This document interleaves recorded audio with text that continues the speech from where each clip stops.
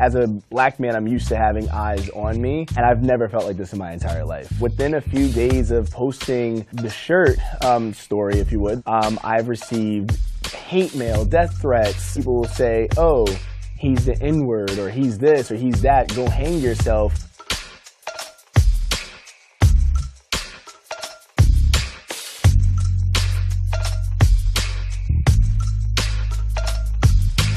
People don't actually understand things unless you somehow try to turn a mirror on them or ask them to walk in other people's shoes.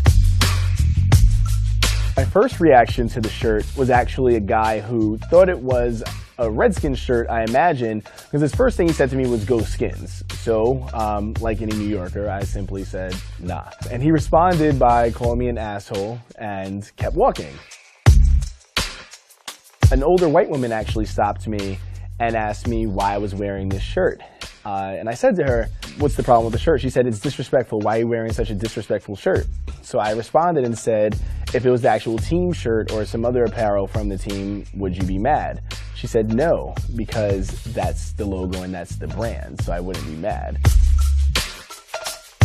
There's a group of white guys across the street looking at me, no big deal, as they're walking across. One of them points at me, and then after that, they start posturing as if they're going to come over to me. And one of the guys actually stopped the rest of the other two guys and I guess told them it's not that serious and to keep on walking. It was quite a surprise that seemingly people were ready to come have some type of actual altercation with me over my shirt.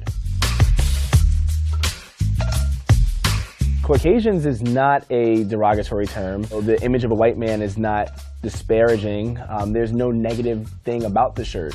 As opposed to the Redskins, that's an actual racial slur. The image of a Native American with red skin is actually disparaging.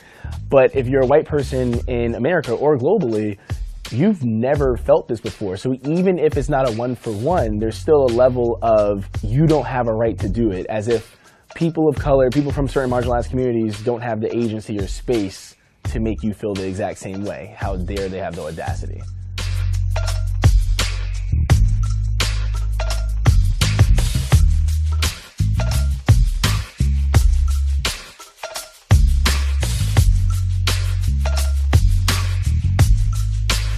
There's been a ton of debate and discourse in the thread and just online in numerous articles. I wrote an opinion piece about the event as well. There was a poll in a major news outlet that said that 9 out of 10 Native Americans don't care about the name. The poll was then debunked by 2 other major news outlets, but people are still using that poll as a way of solidifying and reaffirming their point that Native Americans don't care.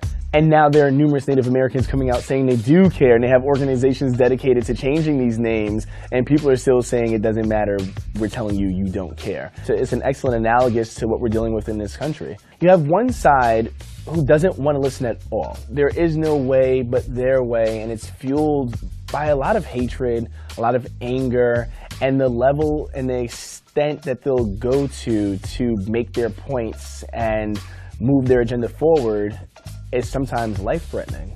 And then you have another side that's trying to be heard and trying to have this level of political correctness, if you would, and it's not necessarily working because the other side is louder and they're just spewing things that unless you're going to do the same thing and act with the same hatred, you can't fight, can't win that.